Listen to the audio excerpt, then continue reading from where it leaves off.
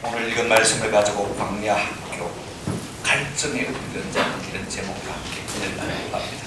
하나님 우리를 부르시고 만약에 구원하신다, 여러분 훈련하지 않는다면, 다시 말하면 우리가 훈련되지 않는다면 어떤 사람이 될까를 한번 좀 생각해 보시면서 이 말씀을 함께 나누는 그런 은혜가 있었으면 참 좋겠습니다.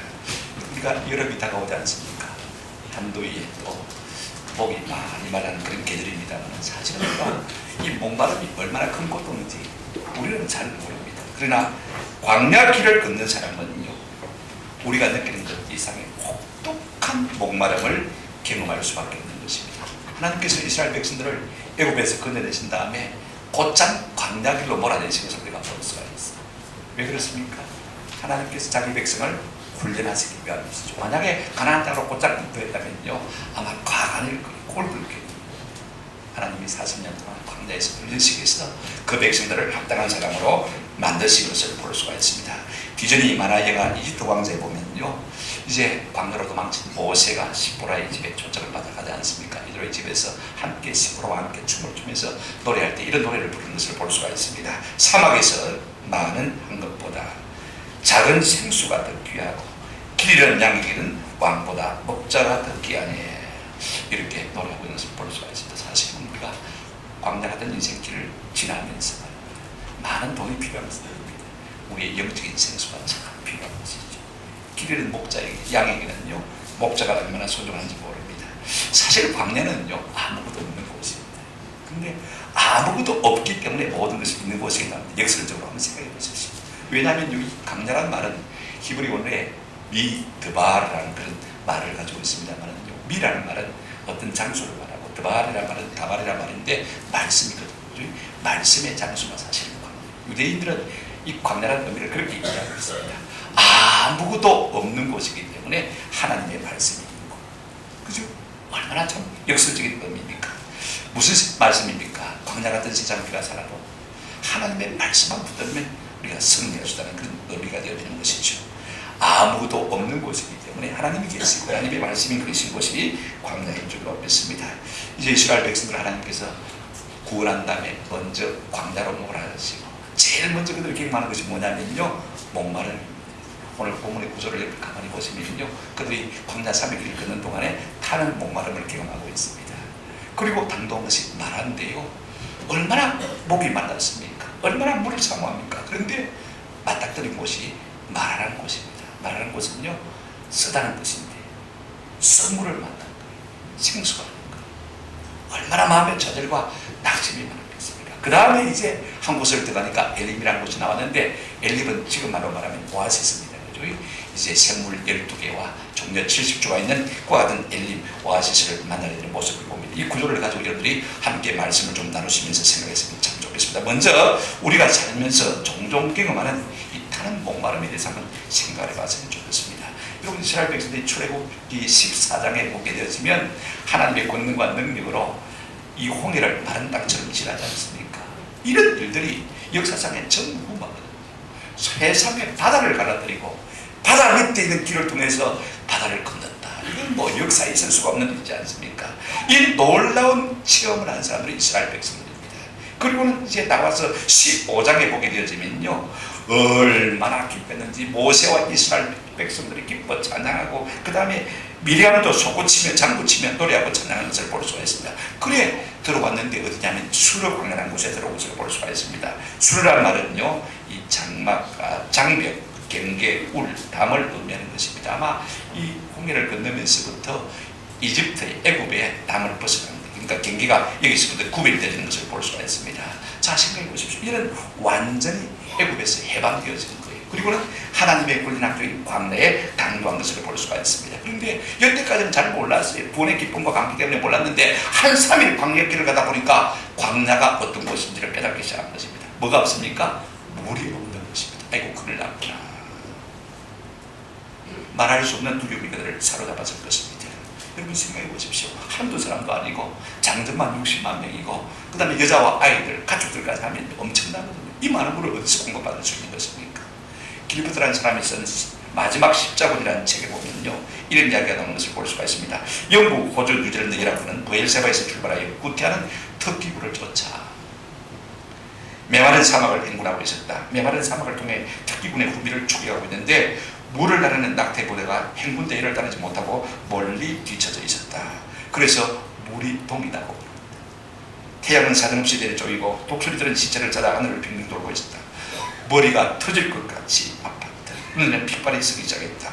이걸 그리는 태양 아래서 눈이 침침해지기 시작했다. 혀는 부풀어 올랐다. 입술은 시커멓게 타고 갈라졌다. 대열에서 떨어진 물을 나르는 낙타부대는 나타나지 않았다. 우리는 필사적으로 세리아로 진군하고 있었다. 세리아는 우물이 있다는데 만일 밤새 세리아를 점령하지 못하면 수천 명이 목이 타서 죽어 독수리의 밥이 될 판이었다. 여러분, 이 사막의 혹독한 목마름을 우리가 경험할 수가 있지 않습니까? 그러나 여러분, 삶에 가면 이런 목마름이 있는 것이 아니고 우리가 인생을 살다 보면요, 다른 목마름이 있습니다. 사람은 누구나가 큰 목마름을 가지고 있습니다. 물에 대한 목마름뿐만 아닙니다. 잘 되고 싶고 성공하고 싶고 출세하고 싶고 그죠? 인정받고 싶고 명예를 얻고 싶고 존귀를 얻고 싶은 마음들이 다 누구에게 있는 것입니다. 여러분, 그런가 하면 영적인 갈증도 있습니다. 다윗을 보게 되면 10편 42편 1절에 이렇게 말하고 있습니다. 하나님이여 사슴이 시냇물을 찾기에 갈급한같이 내 영혼이 뭘 찾기에요? 주를 찾기. 하나님을 간절히 목말하는 것을 볼 수가 있습니다. 오늘 우리에게도 이런 면이 좀 있었으면 참 좋겠다 싶고요. 여러분, 목마른 사람이 샘을 판다고 가르친 적이라 말했지 않습니까? 나쁜 건 아니거든요.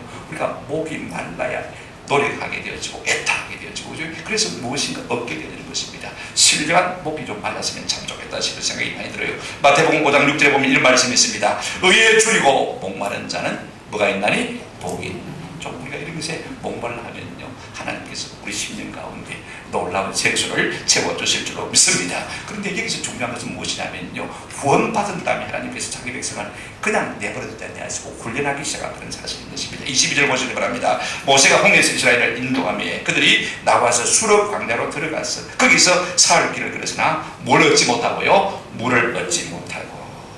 여러분, 그들이 구원받고 구원의 찬양을 한 지가 불과 사흘입니다. 그죠? 그런데 지금 뭘 얻지 못합니까? 물을 얻지 못하는 것입니다. 당장에 지금 광야의 혹독함을 지금 그들이 경험하고 있는 것을 볼 수가 있습니다. 15장 2절에 보면요, 그들이 홍해를 걷는 다음에 얼마나 하나님을 찬양했는지 모릅니다. 여호와는 나의 힘이요 노래했으며 나의 구원이시다. 하나님이 나의 구원이심을 노래했어. 그런데 지금 물이 없는 거예요. 혹독한 시련이 그들 앞에 주어진 것을 볼 수가 있습니다. 홍해를 마른 땅처럼 건너게 하신 하나님께서 그 광야를 단비를 내가지고 촉촉히 적셔서 우리의 먹을 것을 주시면 좀 안 될까 하는 생각을 우리가 할 수가 있습니다만은요, 하나님께서 그렇게 하지 않는 것을 볼 수가 있습니다. 여러분, 구원은요, 한번 더 합시다. 은혜로 받는 것입니다. 이 출애굽 홍해 또한은요, 전적으로 하나님의 은혜입니다. 내가 무엇을 해서 한 게 아니. 그러나 하나님께서 자기 백성을 광야로 몰아넣으신다면요, 훈련시키는 모습을 우리가 볼 수가 있습니다. 우리의 삶에 때로는 광야가 있습니다. 전도서 10장 14절에 보면 이런 말씀이 있어요. 행동한 날에는 마고요, 기뻐하고 공부한 날에는 마라, 되돌아보아라. 하나님께서 말씀하실 때 우리의 삶이 행동한 날도 있고 뭐도 있고요, 공부한 날도 있고. 그래서 어떻게 했습니까? 이 두 가지를 하나님이 뭐하게 하셨다고요? 병행하게 하셨사 사람이 그의 장래 일을 능히 하려 알지 못하게 하셨다. 그랬습니다. 내가 늘 잘된다 생각하면 그것도 착각이다. 늘 안 된다 생각하면 착각이거든요. 안 된다고 잘 될 때가 있는 것이고 잘 된다고 안 될 때가 있다는 것이 우리 인생이라는 사실을 말해주고 있습니다. 여러분, 이처럼 하나님께서는 우리의 삶을 평탄한 길로만 인도하지 않으셨다는 것입니다. 왜 그렇습니까? 구원이 공짜라면요, 훈련은요, 절대로 공짜일 수가 없는 거예요. 구원이 은혜라면요, 여러분, 성숙은요, 한번 더 합시다. 훈련입니다. 우리가 훈련을 통해서 성숙합니다. 이런저런 삶의 고비고비마다 하나님이 역사하시는 손길을 통해서 우리가 훈련을 받아서 성숙한 자리로 나아갈 수가 있는 것입니다. 그렇습니다. 광야학교의 첫 번째 그림이 뭐냐면요, 목마름의 훈련인 것입니다. 우리가 만나는 광야는 단순한 광야가 아닙니다. 하나님의 훈련 학교다, 이렇게 생각하시면 될 것 같아요. 하나님께서 우리를 훈련시키는 과목들은 참 많습니다. 우리 인생의 고비고비에서 말입니다. 만나는 모든 과정들이 다 훈련의 과정인 것을 볼 수가 있습니다. 그러나 우리가 이런 것들을 자꾸 거부하고 거절하고 싫어하면요, 성숙할 수가 없습니다. 자라갈 수가 없어요. 늘 어린아이 단계에 머물 수밖에 없는 것입니다. 그래서 야고보 사도는 이렇게 말하고 있습니다. 야고보서 1장 2절부터 4절 말씀인데 제가 읽어드리겠습니다. 내 형제들아, 너희가 여러 가지 훈련을 당하거든, 시험을 만나는 그 말이죠. 훈련을 당하거든 온전히 마라 기쁘게 여기라. 어떤 분들이 보니까 쌍수를 들고 환장을 하고 있습니다. 3절 같이 읽겠습니다. 시작. 이는 너희 믿음의 시련이 인내를 만들어내는 줄을 너희가 압니다. 인내를 온전히 이루라. 이는 너희로 온전하고 구비하여 조금도 부족함이 없게 하려 합니다. 우리가 어디를 만났을 때 좀 인내가 필요합니다. 그래야 성숙하고 성장하는 것이죠. 참지 못한다면 항상 어린아이 일에 머물 수밖에 없는 것입니다. 그래서 하나님께서는 이스라엘 백성들을 광야로 몰아넣으셔서 먼저 목마름의 훈련을 실시하고 있는 것을 볼 수가 있습니다. 두 번째로 우리가 생각할 것은요, 이제 목이 말라 죽게 된 지경에서 물을 만났는데 도무지 마실 수 없는 쓴물을 만나게 되는 이 기가 막힌 상황을 우리가 한번 좀 생각해 보십시다. 여러분, 3일 동안 목이 말랐죠. 겨우 3일입니다. 여태까지 이스라엘 백성들은 어떤 삶을 살았냐면요, 나일강이 넘칠 때는 조금도 목마름을 경험하지 못한 그런 삶을 살아왔던 것이 사실입니다. 그런데 지금 막 광야에 들어오자마자 3일 동안 물을 발견하지 못한 것입니다. 얼마나 여러분 낯설고 생소하겠습니까? 얼마나 당황이 되겠습니까? 그래 이런 곳이 무엇입니까? 마라라는 곳에 이르렀는데 23절에 이렇게 말하고 있습니다. 마라에 이르렀더니 그곳 물이 써서 마시지 못하겠으므로 그 이름을 마라라 하였더라. 원래 그 이름이 마라가 아닙니다. 물을 구했는데 마실 수 없는 썬물입니다. 그래서 그곳 이름을 쓰다 이런 의미의 마라라 이름을 지은 것을 볼 수가 있습니다. 이제 그들이 더욱 간절하게 찾는 것은 무엇입니까? 물을 만났는데 벗을 수 없는 말이니까요. 물이니까 더 이제 목마르다 물을 찾게 되는 것을 볼 수가 있습니다. 길부터 길을 계속 읽어보시면 이런 말씀이 있습니다. 우리는 세리아를 점령했다. 우리의 눈에 얼른 띄는 것은 차고 맑고 시원한 물이 철철 넘치는 돌우물이었다. 드디어 물을 발견한 것이다. 물이다 하고 감격하면서 물을 입에 대는 순간 태놀 탄 물처럼 써서 마실 수가 없었다. 3일 동안 애타는 기대가 깨어지는 순간이었다. 여러분, 그렇게 목말라 애써 물을 찾았는데요, 그 생수를 만났는데 먹어보니까 태놀 탄 물처럼 마실 수가 없는 썬물이라면요, 그들의 마음의 기대가 얼마나 무너졌겠습니까? 한번 생각해 보십시오. 좌절하고 낙심하고 실망할 수밖에 없는 그런 상황을 그들이 만난 것을 볼 수가 있습니다. 여러분, 우리도 때로는요, 살면서 선물을 만날 수밖에 없지 않습니까? 늘 내 생각대로 핀다는 길만 조진다고 우리가 생각하면 큰 착각입니다. 때로는 예상치 못한 길로 하나님께서 우리를 막다른 골목으로 몰아들 때가 있습니다. 내가 그걸 간절히 찾고 구하지만은요, 하나님께서는 전혀 엉뚱하게 우리에게 응답하실 때가 있는 것입니다. 그러나 이렇게 한번 생각해 보십시오. 만약에 내 인생이 내 생각대로 술술 풀린다면 우리가 어떻게 되겠습니까? 아주 버릇없는 참으로 교만한 사람이 되고 말 거예요. 그래서 저는 늘 생각합니다. 참 하나님께서 우리 인생길에 이렇게 썬물을 마라를 만나게 해준 것이 얼마나 큰 복인가. 여러분, 그러나 하나님의 생각은요, 항상 좋은 생각을 것을 잊지 마시기를 바랍니다. 오늘 이 이스라엘 백성들이 마라를 만났을 때 두 가지 반응을 보이고 있는 것을 볼 수가 있습니다. 본문을 보시기 바랍니다. 자, 24절입니다. 백성이 모세에게 뭐합니까? 원망하여 이르되 우리가 무엇을 봤습니까? 이제는 막 조금 전에 찬송하는 그 입으로 이제는 원망이 솟구친 것을 우리가 볼 수가 있습니다. 사람들은요, 내 생각대로 내 뜻대로 되지 않으면 금방 하는 걸 원망하는 것을 볼 수가 있습니다. 이처럼 다수의 백성들이 원망하는 모습을 볼 수가 있습니다. 왜냐하면 그 목마름에 익숙해지지 않았기 때문에 그렇습니다. 그러나 어떤 경우에라도 하나님은 원망을 좋아하지 않는 사실을 우리가 고린도전서 10장 10절 말씀을 통해서 볼 수 있습니다. 사도 바울은요, 이 광야 사건을 기억하고 추구하면서 이렇게 말하고 있습니다. 그들 가운데 어떤 사람들이 마다가요, 원망하다가 멸망시키는 자에게 뭐 했다고요? 멸망하였나니 너희는 그들과 같이 마지 말라, 원망하지 말라. 훈련 과정입니다. 훨씬 더 우리가 이 훈련을 통과하면 복된 사람이 될 터인데 그건 잠시 참지 못해서 원망하지 말라, 그렇게 말씀하고 있습니다. 근데 여러분, 단 한 사람 모세는 이 물이 없음의 문제에 대해서 어떻게 반응하고 있습니까? 25절 한번 보시기 바랍니다. 첫 부분에 이렇게 말하고 있습니다. 모세가 여호와께 뭐 했더니요? 부르짖었더니. 똑같이 물이 없는 사람입니다. 더했으면 모세가 되어야 되겠죠. 그런데 모세는 어떻게 하고 있습니까? 부르짖었더니 기도하는 것을 볼 수가 있습니다. 많은 사람들은 문제를 만나면 원망부터 합니다. 그러나 어떤 사람들은 문제를 만날 때 뭡니까? 기도하는 것을 우리가 볼 수가 있습니다. 여러분, 우리가 문제를 만날 때 기도하면요, 우리의 삶 속에 놀라운 감사의 기적이 일어나게 될 줄로 믿습니다. 우리가 이 선물을 쓴 마음으로 가는 것을 찾아가는 방법은요, 기도하는 길밖에 없어요. 하나님 없는데, 없으면 상처가 되잖아요. 고통스럽잖아요. 그러면 어떻게 됩니까? 그러면 자꾸 썩은 마음이 생기는 것입니다. 우리 마음속에 원망과 불평에서 꽂아주는데 이걸 차단하는 방법이 딱 하나 있습니다. 무엇입니까? 기도하는 방법인 것입니다. 저는 그런 사람을 한 분 알고 있습니다. 육군 참모 종령을 지낸 김진영 장군, 제가 몇 번 이야기를 드렸습니다만 이분이 원래는 거제도 출신입니다. 부산으로 유학 가서 부산고등학교, 부산 중학교를 졸업하신 분인데 부산에 이사 와서 제1역도부에 출석을 했습니다. 우리 SFC 맨이거든요. 김조가 장로님이 저보고 이 사전에 이분이 누구? 저보고 묻더라고요. 다른 사람은 다 알겠는데 김영삼 대통령도 알겠는데 이 사진 주인공을 모르겠다는 거예요. 다 물어봐도 모른다고 그럽니다. 내가 딱 보니까 김진영 장로님, 김진영인데 왜 다른 사람 아무도 모르지? 이게 친형사를 참 잘하시는 거예요. 이분이 제가 박군보러 갔을 때 수도 기획사단의 사단장으로 있었습니다.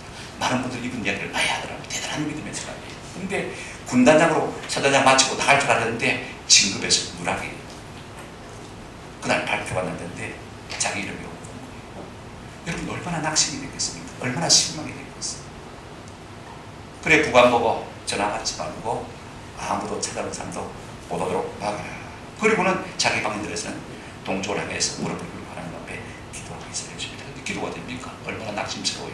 하나의 회장이 전두환 대통령이고 자기도 하나의 멤버인데 말이야. 이럴 수가 있나? 생각하니까 더 섭섭한 거예요. 아무리 기도를 하려고 해도 기도를 할 수가 없는 것입니다. 그래서 할 수 없이 찬송가를 펴서 찬송을 부르기 시작합니다. 1장부터 부르기 시작했어요. 아는 찬송가는 부르고 모르는 찬송가는 듣겠다고요? 저는 제가 말씀드렸죠. 가사를 또록또록 하게 해요. 저도 그렇게 하다가 요즘은요 스마트폰에 좋은 그게 나왔어요. 찬송가 앱이 나와가지고 틀면 제가 찬송을 불러드리고 같이 부르면 따라 부르면 참 좋아요. 잘 이용하시기 바랍니다. 너무너무 좋더라고요. 이게 얼마나 좋은지 몰라요. 모르면 평생 모를 수밖에 없는데 그죠? 이게 앱을 탁 틀면 불러주니까 1절부터 3절까지 다 불러주니까 얼마나 좋은지 몰라요. 그래서 그때 찬송가가 558장까지 있었는데 이분이 이제 찬송을 탁 불러서 찬송까지. 근데 뒤에서 말입니다. 탁탁 피아노빛이 비추는 것처럼 뜨겁게 자기 몸으로 됩니다.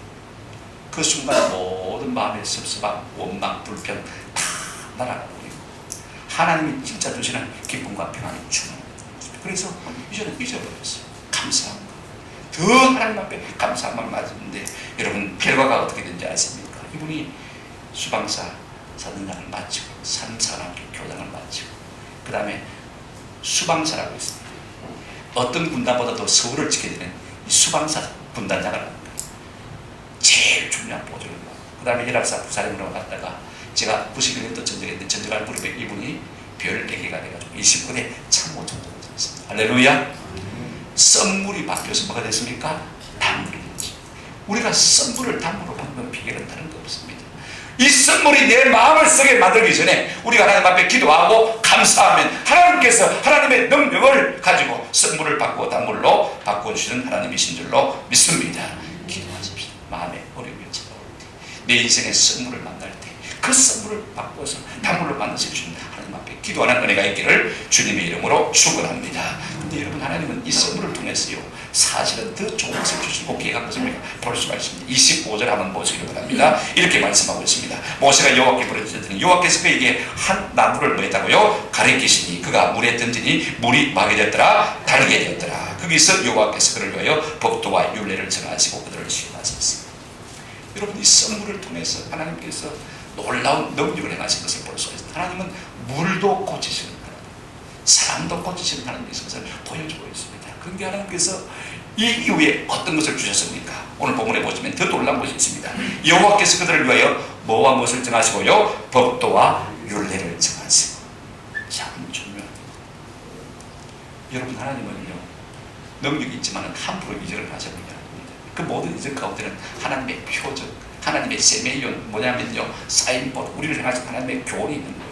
우리가 이 이적 속에서 우리를 향하신 하나님의 교훈이 무엇인지를 깨달은 은혜가 있으면 참 좋겠습니다. 여기에 거기 있으라는 말이 있는데 거기 있으라는 말이 참 중요합니다. 오히려 그 썰물 때문에, 그 고통 때문에, 그 아픔 때문에 하나님께서 하나님의 권능과 능력을 거기에서 나타내 버리시고 그들에게 말씀을 해주신 것을 볼 수가 있습니다. 어떤 내용입니까? 26절을 보시기 바랍니다.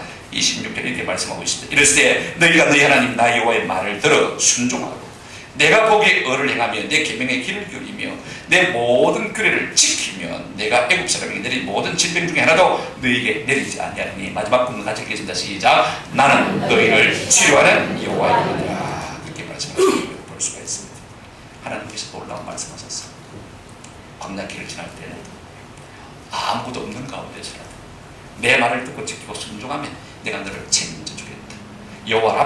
것을 오늘 공부하고 있는 것을 우리가 볼 수가 있습니다.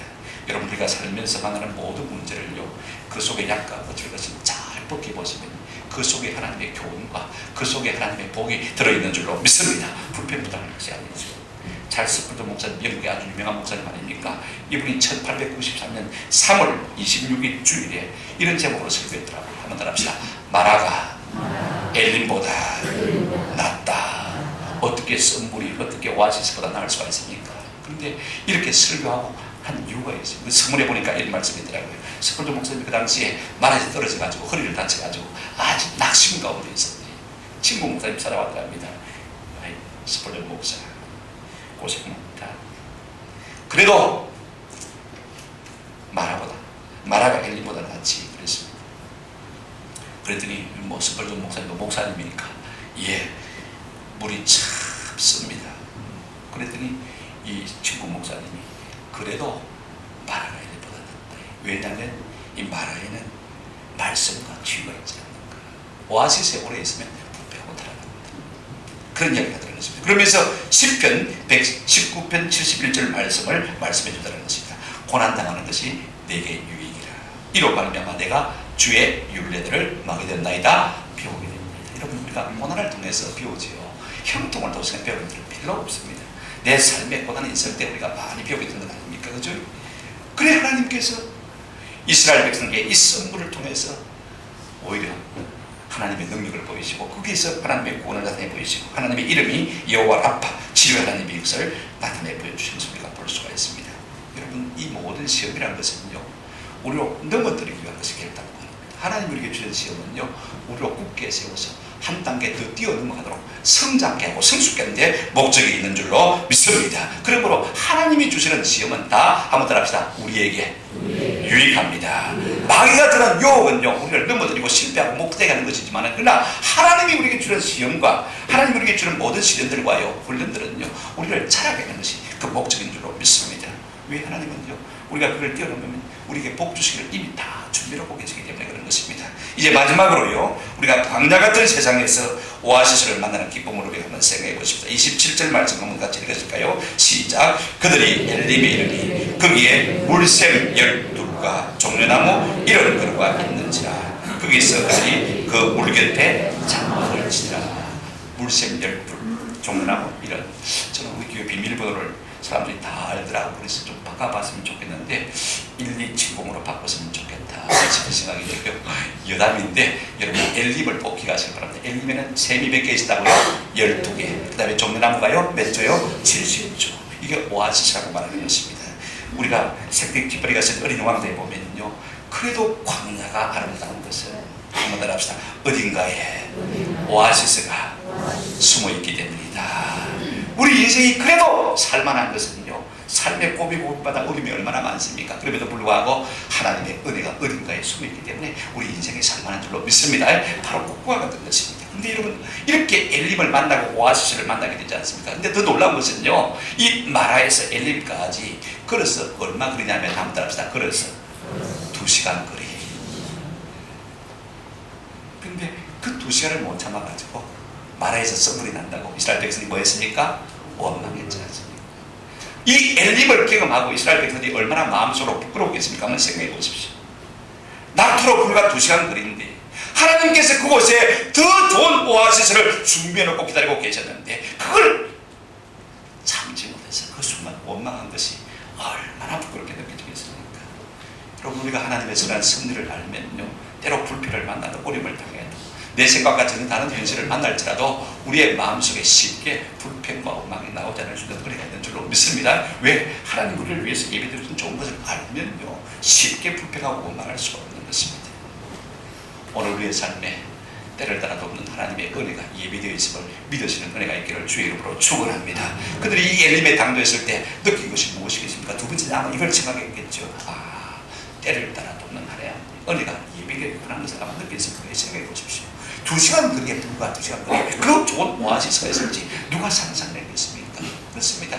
오늘 당장에 안 좋다고 해서 우리가 하나님을 원망하지 마십시다. 조금만 잠잠히 하나님을 참아 기다리면요, 하나님께서 우리를 위해서 때를 따라도 없는 은혜를 예비하신 줄로 믿습니다. 히브리서 4장 16절에 이런 말씀이 있습니다. 그러므로 우리는 긍휼하심을 받고 한번 더 하십니다. 때를 따라 돕는 은혜를 얻기 위하여, 때를 따라 돕는 은혜를 얻기 위하여 은혜의 보좌 앞에 담대히 나갈 것이다. 여러분, 하나님의 때를 따라 돕는 은혜가 예비되어 있음을 말하고 있습니다. 우리가 아무리 공고한 상황을 만나도요, 따라합시다. 하나님의 때를 따라 돕는 은혜가 예비되어 있습니다. 예비되어 있다는 사실을 믿으시길 바랍니다. 하나님의 때를 따라 돕는 은혜가 우리 가운데 예비되어 있는데, 이걸 엘림에서 아마 이스라엘 백성들이 경험했을 거예요. 그러므로 원망하기보다는 우리가 감사함으로 하나님의 은혜 보좌 앞에 담대히 나가면요, 하나님이 예비하신 모든 좋은 것을 받아 누리게 될 줄로 믿습니다. 세 번째, 우리가 이 엘림을 생각하면서 뭘 생각해 주냐면요, 우리 주님, 생존하신 주님을 우리가 생각해 볼 수 있는 것입니다. 바울은 이 광경을 해석하기 이렇게 해석한 것을 고린도전서 10장 4절에서 볼 수가 있습니다. 한번 같이 읽어보십시다. 시작. 다 같은 신령한 음료를 마셨으니 이는 그들을 따르는 신령한 반석으로부터 마셨으니 그 반석은 곧 그리스도시라. 광야에 반석밖에 없어요. 돌밖에 없는데 거기서 무슨 생수가 나오겠습니까? 그러나 하나님은 그들이 목말라 할 때마다 모세라 이건 어떻게 하게 했었습니까? 반석을 지팡이를 가지고 치라. 그래서 여러분, 수돗물처럼 쫄쫄쫄쫄 물이 나온 게 아니고 강처럼 생수가 흘러 터져 나왔습니다. 그런데 이 반석을 갖다가 사도 바울은 뭐라고 했습니까? 너희를 따르는 반석이라고 했습니다. 우리가 광대 같은 인생길을 걸어갈 때 우리만 가는 것이 아니고 우리를 따르는 누가 있다고요? 반석이 있습니다. 그 반석은 누구라고요? 예수 그리스도. 우리의 삶의 고비고비에서 예수님이 우리의 생수가 되어줄 줄로 믿습니다. 우리 주님 이렇게 말씀하셨습니다. 요한복음 4장 13절 14절에 예수께서 대답하여 이르시되 이 물을 마시는 자마다 다시 목마르느니와 14절 같이 읽겠습니다. 내가 주는 물을 마시는 자는 영원히 목마르지 아니하리니 내가 주는 물을 그 속에서 영생하도록 솟아나는 샘물이 되리라. 우리 주님이 우리에게 주는 생수, 이것은요 다시는 목마르지 아니할 주는 귀한 은혜가 있는 것입니다. 10장 37절 38절에도 이런 말씀이 있습니다. 명절 그날 곧 그날에 예수께서 서서 외쳐 이르시되 누구든지 목마르거든 내게로 와서 마라 마시라. 누구든지 어떤 사람이든지. 38절에 마시는 것은 무엇입니까? 믿는 것이죠. 나를 믿는 자는 성경의 이름과 같이 그 배에서 뭐가요? 생수의 강이 흘러가느니라. 광야 같은 인생길을 걸으면서 우리 주님의 전능하심을 믿고 주님의 권하심을 믿고 주님의 도우심을 믿으면요, 우리가 생수를 마시고 영원히 목마르지 않을 주는 귀한 은혜를 누리게 될 줄로 믿습니다. 우리 인생은 누구나 할 것 없이 다 광야를 지내고 있지 않습니까? 서두른다고 했어요. 성령을 섞겠다는 겁니다. 광야를 지내는 비결은요, 오아시스를 만날 때마다 충분히 물을 마시고 그 오아시스에서 충분히 쉬고, 그래서 길을 가는 것이 승리의 비결인 것입니다. 오아시스에 자주 들릴수록, 오아시스에 오래 머물수록 광야길을 통과할 수 있는 것입니다. 오늘 우리가 광야 같은 인생길을 건너면서 우리의 생수 되신 예수님께로 자주 나아가고 그분께 자주 쉬는 은혜가 있기를 주님의 이름으로 축원합니다. 그럴 때 우리가 광야길을 승리할 수 있는 것입니다. 말씀을 맺습니다. 여러분, 우리 인생은요 모든 것을 다 소유해도 목이 마릅니다. 우리 속에 있는 근원적인 이 고독과 허물을 어떻게 해결할 방법이 없는 것입니다. 그럴 때마다 우리가 원망하고 불평하겠습니까? 그럴 때마다 상대방을 쥐어뜯고 하겠습니까? 그럴 수가 없는 것이지. 모세처럼 어떻게 하면 되겠습니까? 여호와께 마음이 되겠습니까? 부르짖으며 하나님께서 이 모든 광야의 썸물을 달게 배라시키시는 능력을 가지고 계신 것입니다. 오늘 그러나 우리는 하나님 앞에 그렇게 나아가지 않는 것이 우리의 병폐입니다. 예레미야 선지자가 이스라엘 백성의 실패를 이렇게 바라보는 것을 볼 수가 있습니다. 예레미야 2장 13절 말씀인데요, 우리 한번 같이 읽으십니다. 시작. 내 백성이 두 가지 악을 행하였나니 곧 그들이 생수에 버린 나를 버린 것과 스스로 웅덩이를 판 것인데 그것은 물을 가두지 못할 진짜 생수 대신 예수님을 포기하고 하나님을 버리고 이스라엘 백성들은 어떻게 딱 말하고 있습니까? 자기 스스로 내 힘과 내 지혜와 내 능력으로 웅덩이를 팠어요. 그런데 여러분, 웅덩이가 물을 보관할 수 있는 좋은 웅덩이고 좋지만은요, 이렇게 말하고 있습니다. 그 웅덩이는 어떤 웅덩이라고요? 터지는 웅덩이래요. 이스라엘 백성의 죄악이 무엇입니까? 하나님을 찬송하며 내 스스로 어떤 문제를 해결하려고 하는 이와 같은 어리석음에서 예레미야 선지자가 지적하고 있는 것을 우리가 볼 수가 있습니다. 부탁을 드립니다. 때로 우리의 인생의 목이 마를 때, 전혀 예상치 못한 선물을 만나게 되어질 때, 여러분 이 모든 것이 하나님의 뭐 과정이라고요? 훈련 과정인 것입니다. 믿고 인내하고 참고 견디면 하나님께서 뭘 예배해 두셨다고요? 엘림을 예배해 두신 줄로 볼 수가 있습니다. 불과 2시간. 한번 더 합시다. 이제 2시간 남았다. 2시간 참을 수 있겠죠, 그죠?